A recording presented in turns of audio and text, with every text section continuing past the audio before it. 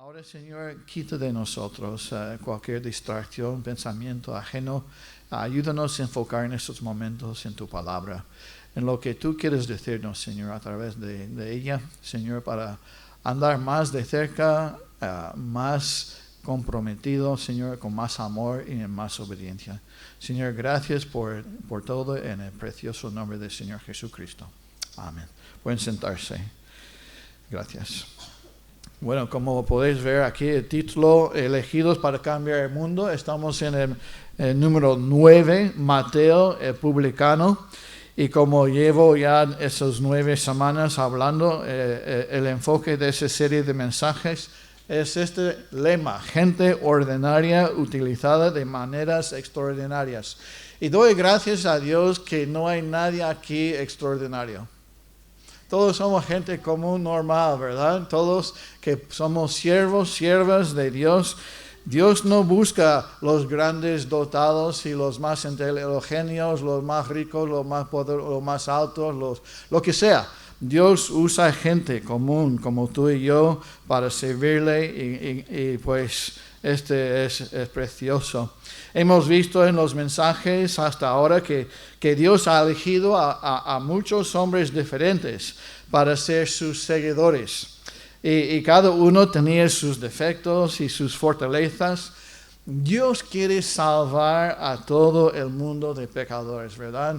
Dios quiere salvar. Cristo no murió por unos cuantos especiales, los más guapos, los más especiales. Dios mandó a su Hijo para morir por todo el mundo. La Biblia dice claramente, ese preámbulo al mensaje, porque la gracia de Dios se ha manifestado para salvación a unos cuantos hombres. Ahí lo dice, ¿verdad? No, dice para salvación a todos los hombres. Jesucristo le ha dado a la iglesia la gran comisión de ir a todo el mundo y predicar el evangelio a todo el mundo, a toda criatura. Y vemos esto en Mateo 28, se llama la gran comisión, las últimas palabras de Jesucristo antes de subir al cielo.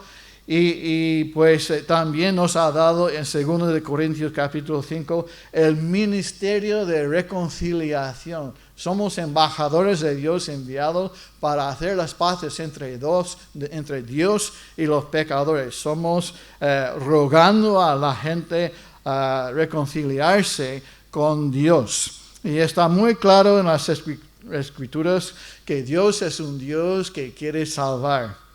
Desde Génesis hasta Apocalipsis, Dios expresa en casi cada página su deseo de que los perdidos sean salvos. La Escritura dice hasta el último capítulo, y el Espíritu y la esposa dicen, ¿qué? Ven. Y el que diga, diga, ven. Y el que tiene sed, venga. Y el que quiera, tome del agua de la vida gratuitamente. El Señor está ofreciendo esta invitación a cada persona que venga para recibir el don, el regalo de salvación. Porque esto es bueno y agradable delante de Dios, nuestro Salvador, el cual quiere que todos los hombres sean salvos y vengan a conocimiento de la verdad. No dice todo tipo de hombres, sino todos los hombres. Y sabemos que la voluntad de Dios no siempre se cumple. ¿Ah? La voluntad de Dios no siempre se cumple. La mayoría de la gente no venga al conocimiento de la salvación. Aquí dice, el cual quiere que todos los hombres sean salvos y vengan al conocimiento de la verdad. Y sabemos que la mayoría de la gente van al infierno. Sabemos que la voluntad de Dios no siempre se cumple aquí en esta tierra. Cada pecado es contra la voluntad de Dios. Cada pecado es contra la voluntad de Dios. Y pocos son los que hay en el camino estrecho. Entonces el lenguaje divino no puede aclararse más. ¿A quién vino Jesucristo a salvar y a morir? Por todo el mundo. Pero todo el mundo no se salva. Dice aquí, porque de tal manera amó Dios que al mundo, que ha dado a su Hijo unigénito para que todo aquel que en él cree, ahí está la clave. todo aquel que en él cree no se pierda, mas tenga vida eterna. En Romanos capítulo 5, porque Cristo, cuando aún éramos débiles, ¿quién aquí es débil? Tú y yo, ¿verdad? Y a su tiempo murió por los impíos. ¿Quién éramos? Impíos, ¿verdad?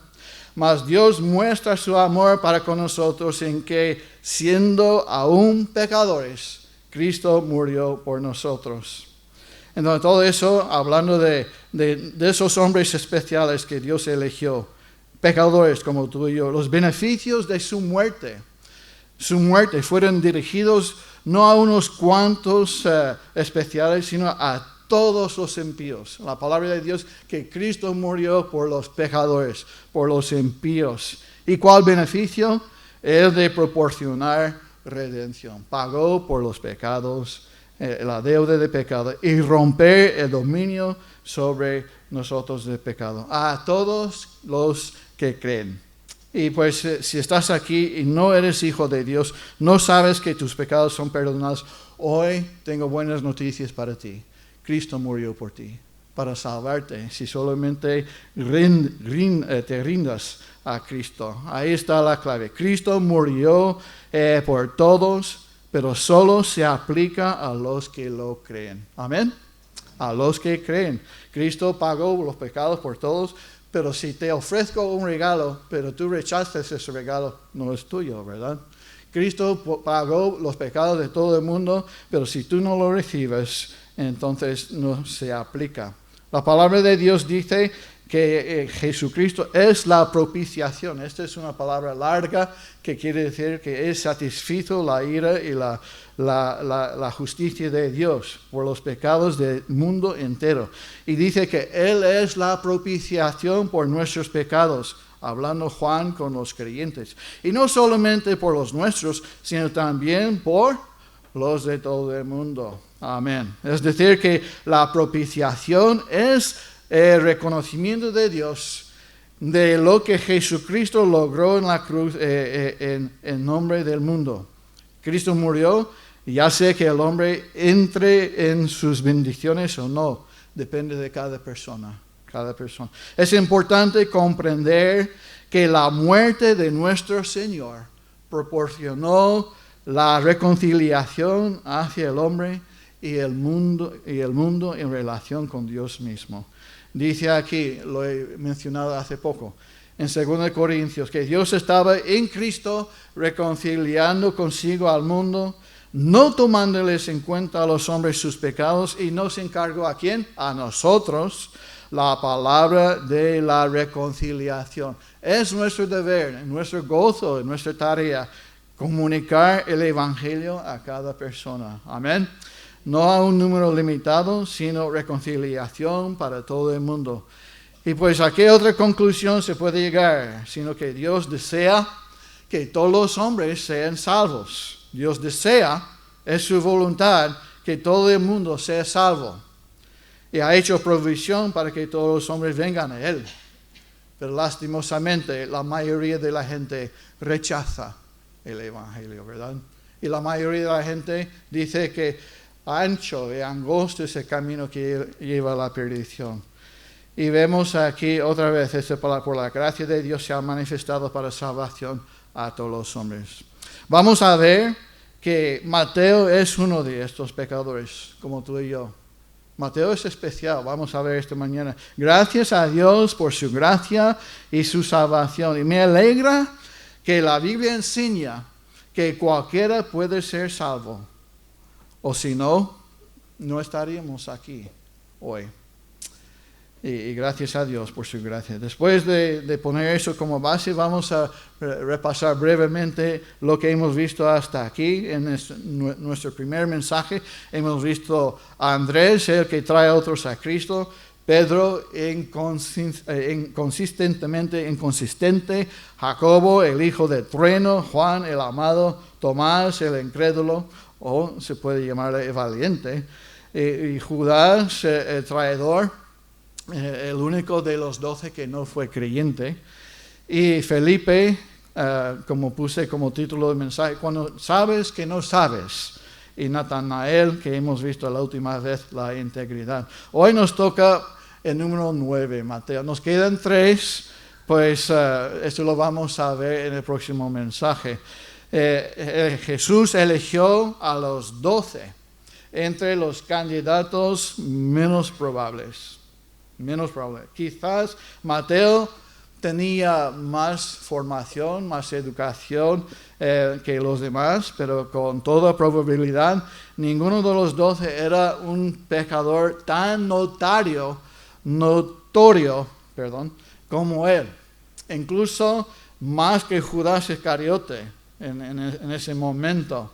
Mateo era, y eso es algo que se puede discutir, era hermano de otro discípulo, Jacobo el menor, porque ambos eran hijos de Alfeo, dice Marcos 2. Y pues probablemente nació en Galilea, en Capernaum, o a sus alrededores de Galilea.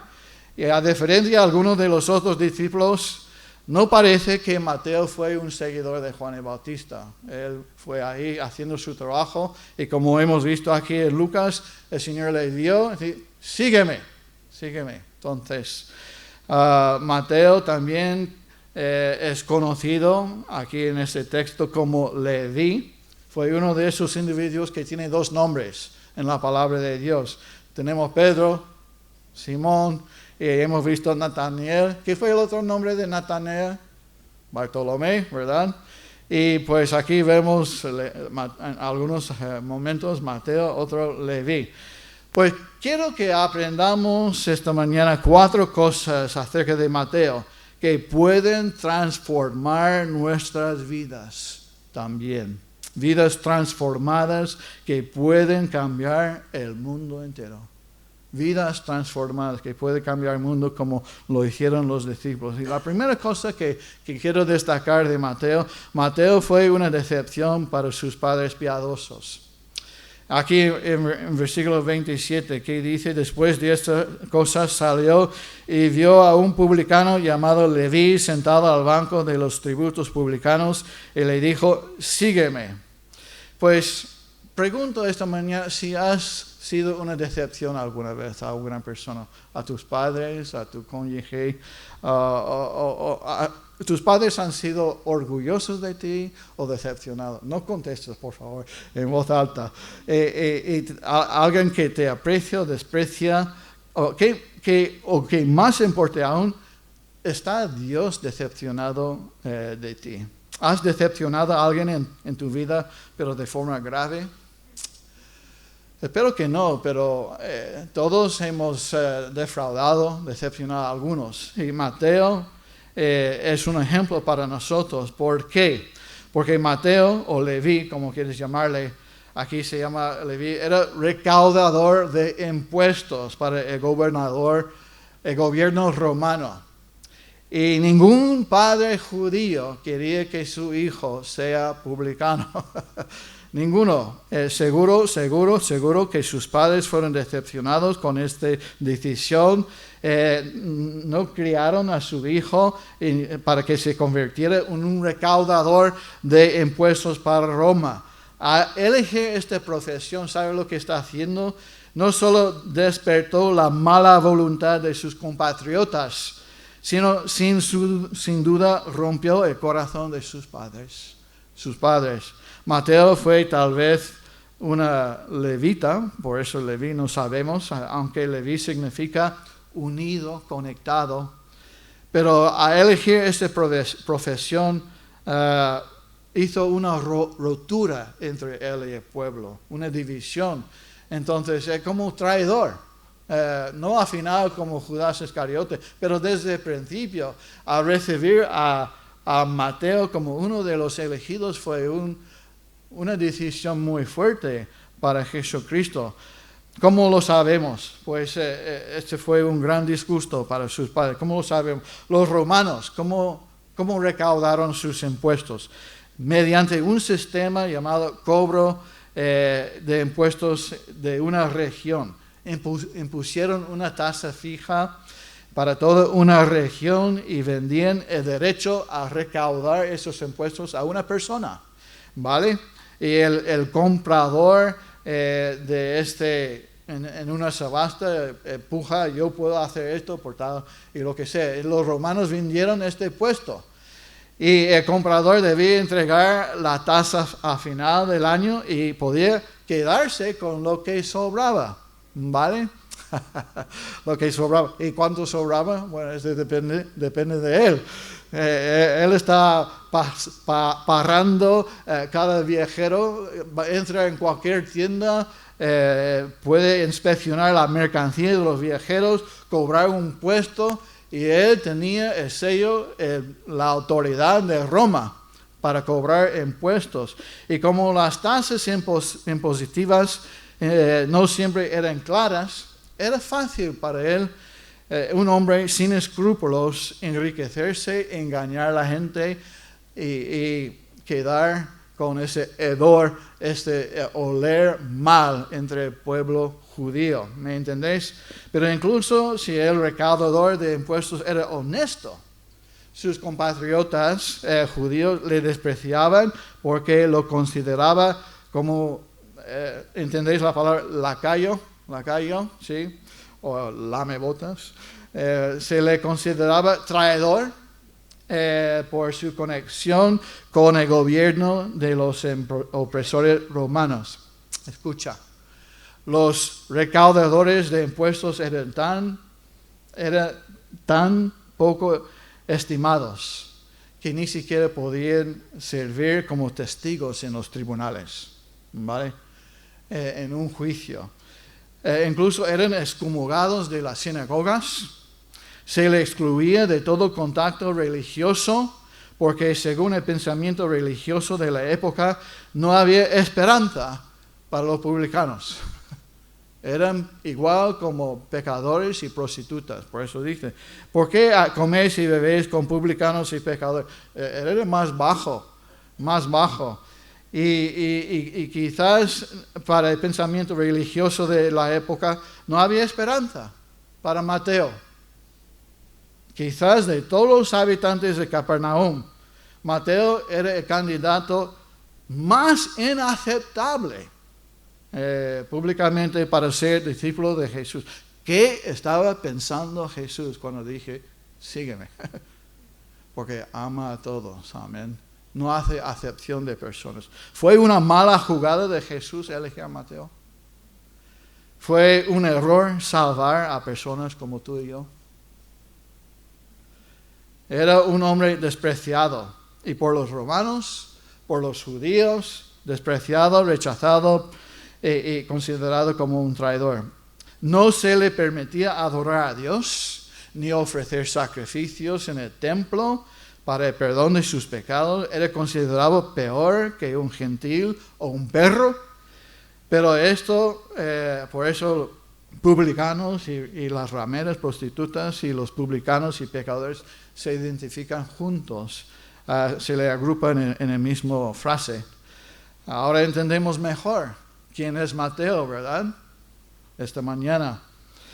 Aquí dice que después de esas cosas salió y vio un publicano, Jesús vio un publicano llamado Leví, versículo 27.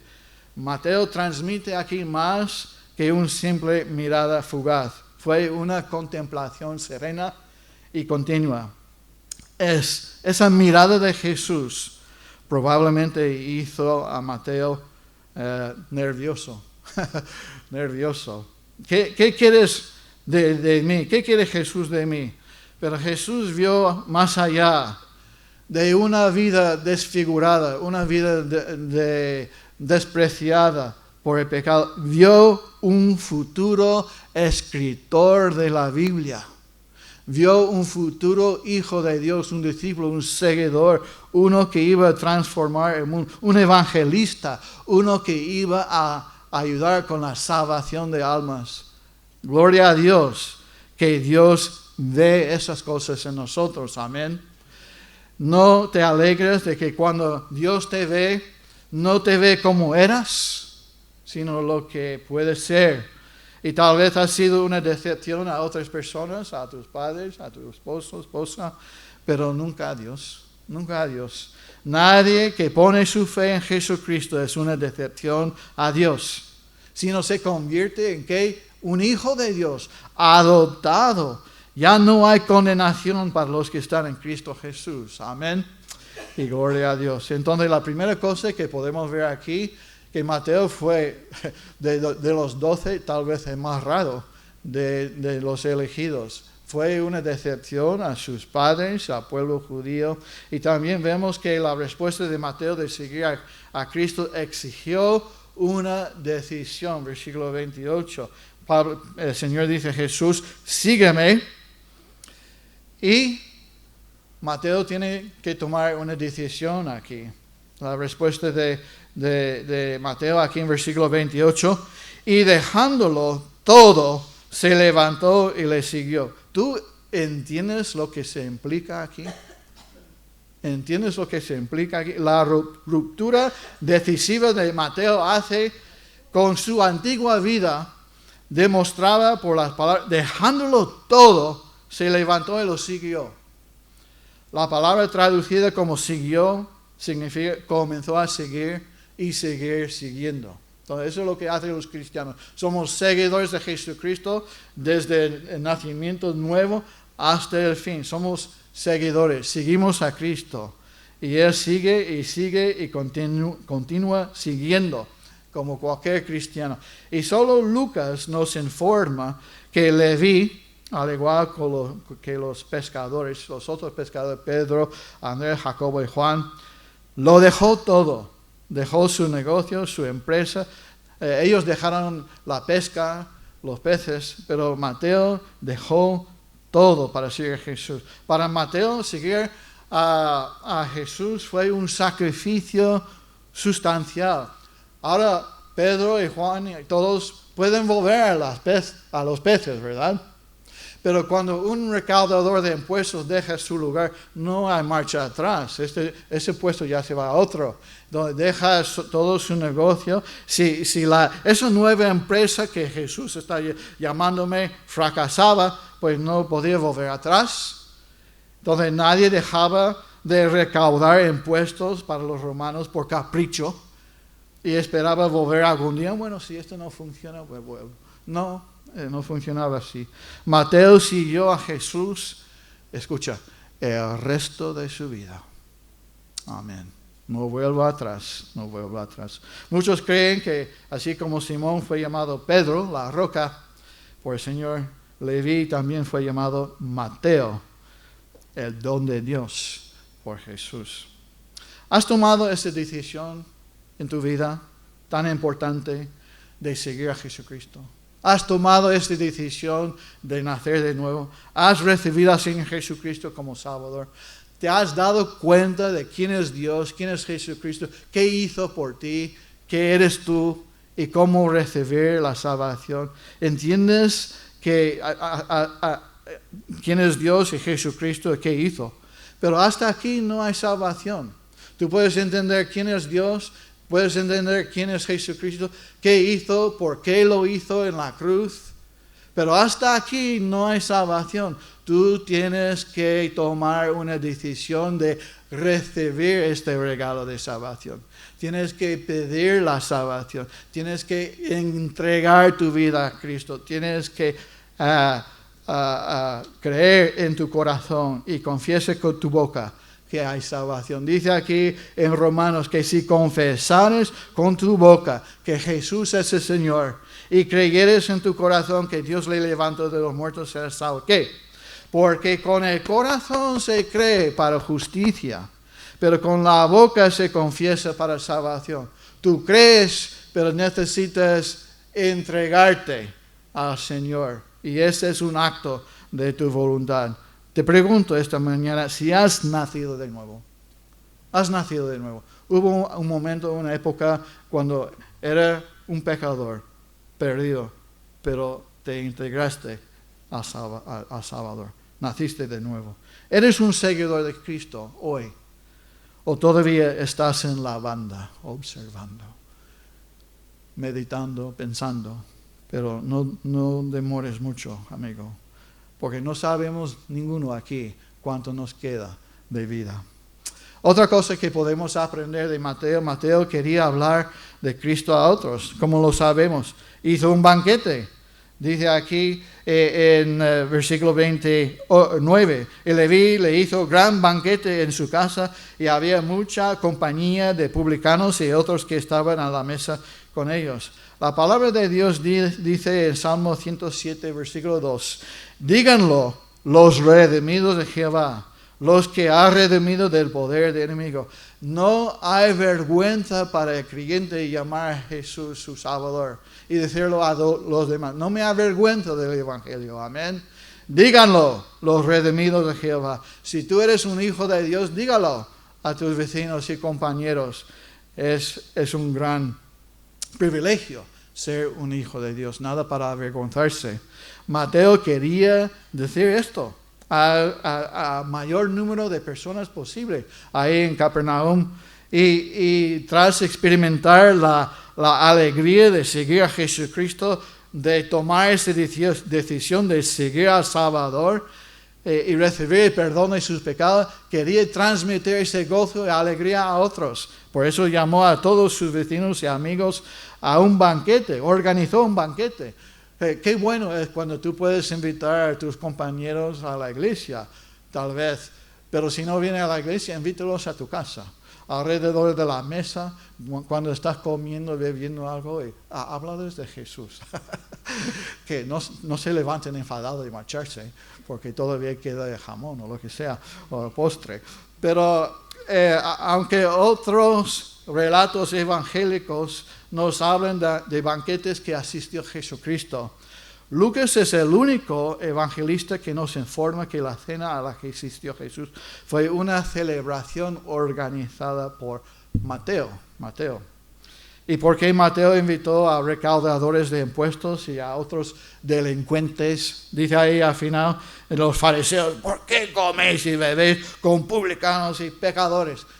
Todo tipo de personas hay en el banquete. No, Dios no hace acepción de personas. Cristo murió por todos. Amén. Mateo invitó a esas personas porque eran las únicas personas que conoció. Es la única persona que quería relacionarse con él. Los demás se alejaron de él. Entonces, el motivo de la fiesta es evidente. Sus amigos y conocidos debieran quedar atónitos con el cambio en su vida. Ante su decisión, el recaudador de impuestos y dejar su negocio lucrativo y sigue a Jesús. ¿Qué ha hecho Mateo? ¿Quién ha lavado el cerebro? ¿Qué ha pasado aquí? Y la ocasión abrió la oportunidad de explicar a sus amigos la decisión y más importante, a presentarles, mira, el Salvador del mundo. Me cambió la vida, me transformó y quiero que le conozcas. Quiero que le conozcas. La persona más importante.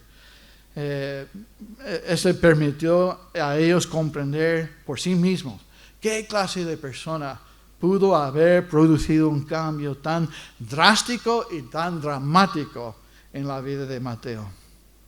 ¿Tú tienes amigos no creyentes? Espero que sí. Si los hermanos son todos los únicos amigos, pues tienes que salir de vez en cuando. Invítalos a la iglesia, invítalos a tu casa, invítalos a un café. Mira, quiero hablar contigo, algo es muy importante a mí. Si puedo transmitir algo que es muy importante para ti, esto es lo más importante, mi relación con Cristo. Eso es lo que hizo Mateo. Todos hemos escuchado testimonios de personas que parecían estar pasándole en grande con alcohol y drogas y la vida mundana, hasta que Jesús llegó y les arruinó la fiesta. Pero Mateo ofreció una celebración para conmemorar el cambio que Jesús había hecho en su vida. Para los líderes religiosos esto fue impensable, inaceptable.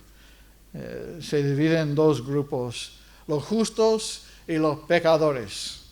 ¿Y quién eran los fariseos y los sacerdotes? Eran los justos, ¿verdad? Entonces, y luego los demás, los pecadores. Los justos eran quienes cumplían las reglas, hacían lo correcto, se vestían bien los domingos, ¿verdad? Y olían bien, se duchaban. Y se relacionaban con las personas correctas. Los justos se consideraban justos ante Dios por no lo que hacían, a donde no iban, por lo que no hacían, a donde no iban y con quién no se relacionaban. No con su relación con Dios. Según ellos, los justos son los que se comportan bien, como nosotros. Pues el comentario aquí en versículo 30, los escribas y los fariseos murmuraban contra los discípulos diciendo, ¿por qué coméis y bebéis con, qué?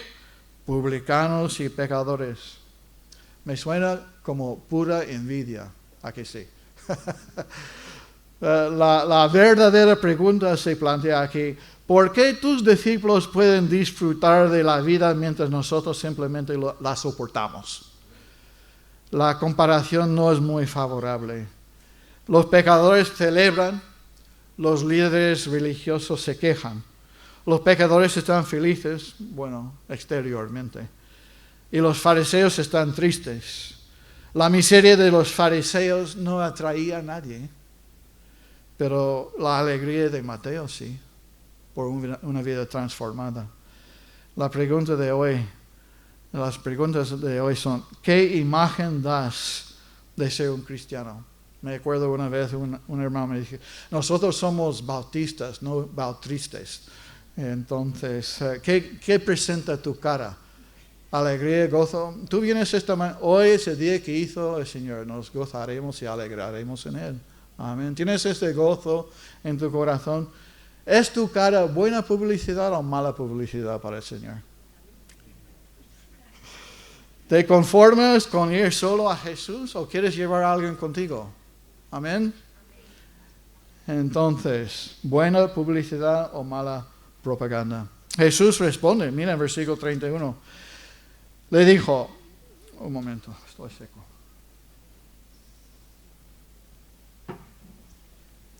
Dice, los que están sanos no tienen necesidad de médico. ¿Verdad, Kelly? Los sanos no van a consulta, ¿verdad?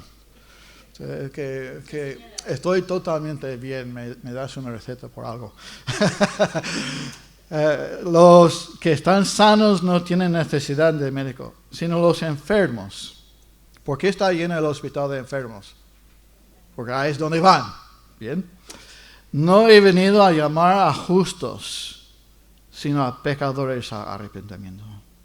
Si te consideras justo sin Dios, hay un gran problema.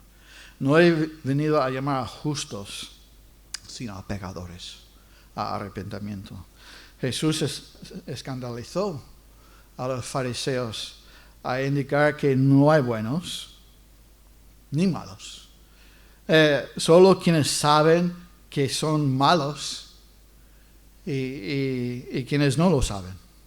Los escribas y los fariseos veían a Leví y sus amigos como pecadores, condenados. Pero Jesús los veía como pacientes, espiritualmente enfermos, que necesitaban la ayuda de un gran médico, nuestro Señor Salvador Jesucristo. El primer paso para sanar la enfermedad de pecado es admitir que tienes una necesidad. Eres un pecador y que no podemos sanarnos a nosotros mismos. Por eso vino Jesucristo. He venido no a llamar a los justos, sino a pecadores. Si fuera posible sanarnos y salvarnos por nosotros mismos, por nuestras buenas obras, por nuestro intelecto, por lo que hacemos, no hacía falta la venida de Cristo. Pero sí hace falta. Entonces, ¿quieres ser salvo? Primero hay que reconocer que estás perdido. ¿Quiénes estaban bien? O al menos creían estarlo, como los fariseos. no sentían la necesidad de su ayuda. Ellos despreciaban a Jesucristo. Qué triste querer vivir independientemente de Dios. Cristo es mi vida, es tu vida, ¿verdad? Dice Colosenses capítulo 3. Jesús es mi vida. Sin Él, mi vida no tiene propósito. Pero estas personas en el banquete no sufrían del engaño de no tener necesidades espirituales.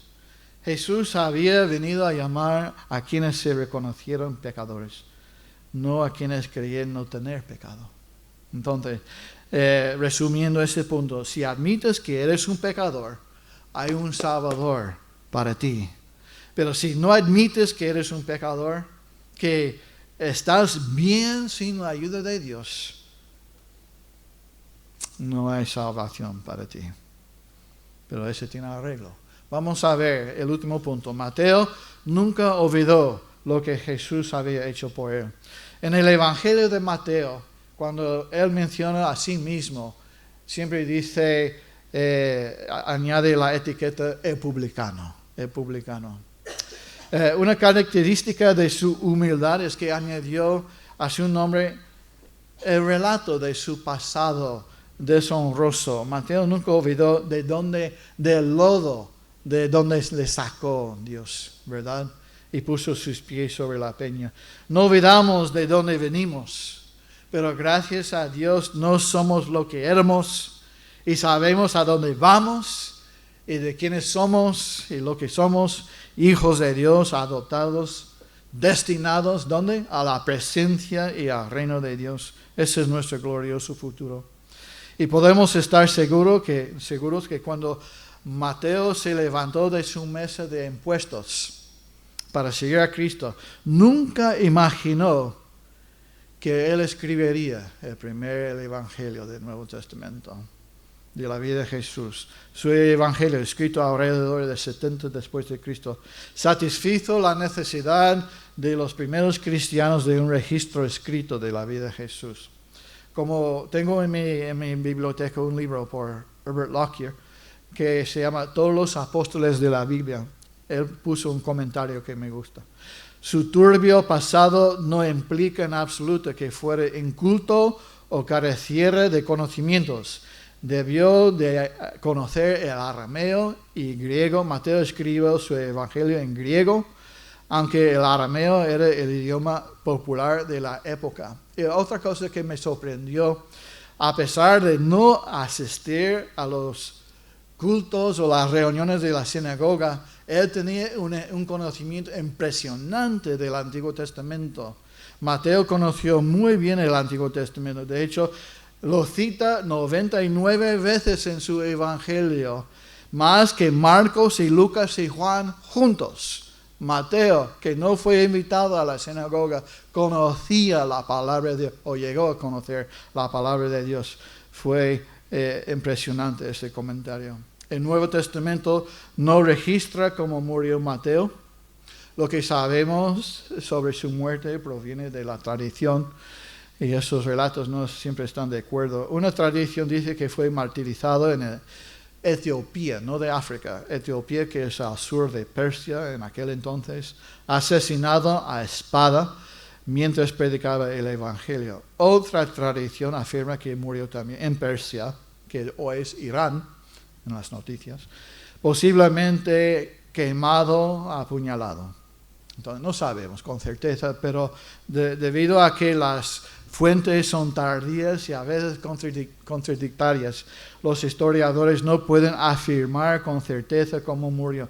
Pero lo que sí sabemos es que casi todos los discípulos de Cristo murieron como mártires para Cristo, para el Señor.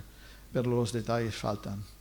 Bueno, voy a terminar. Esto es prácticamente todo lo que sabemos de Mateo. Conocía el Antiguo Testamento, creía en Dios, esperaba al Mesías, lo dejó todo para seguir a Jesús y con alegría presentó a Jesús a todos sus amigos y conocidos. Podemos aprender de Mateo. Cristiano, no importa tu trasfondo, cuántas personas te has decepcionado, Dios te ama y quiere usar tu vida. No eres un fracaso, no eres una decepción para Dios. Si has recibido a Cristo, eres su hijo y no lo olvides. Vive para Cristo. Sigue siguiendo al Señor. Vive para Él y sé una luz y un testimonio a los que te conocen. Háblales de Cristo. Ahora, amigo no creyente, Cristo te dice a ti, ven. Dice, sígueme. Tú puedes decir sí o no. Mateo pudo decir, no, estoy bien, mi mesa. O se puede levantarse, dejar todo y seguir a Jesucristo. Mi pregunta esta mañana, ¿qué te impide esta mañana seguir a Jesucristo? ¿Qué te impide? La gracia de Dios para salvación se ha manifestado a todos los hombres. La fe es un regalo de Dios por la fe, por la palabra de Dios. ¿Qué te impide? Tienes que recibir a Cristo como tu Salvador. Tienes que tomar esta decisión. La Biblia dice, venid a mí, todos los que... A ver, un momento. Venid a mí, todos los que estáis trabajados y cargados, y yo os haré descansar. Llevad mi yugo sobre vosotros y aprended de mí, que soy manso y humilde de corazón. ¿Y qué? Hallaréis descanso para vuestras almas, porque mi yugo es fácil y ligera mi carga. Pero ¿qué es la primera palabra? Venid. Venid a mí. Requiere esa decisión, un acto de tu voluntad.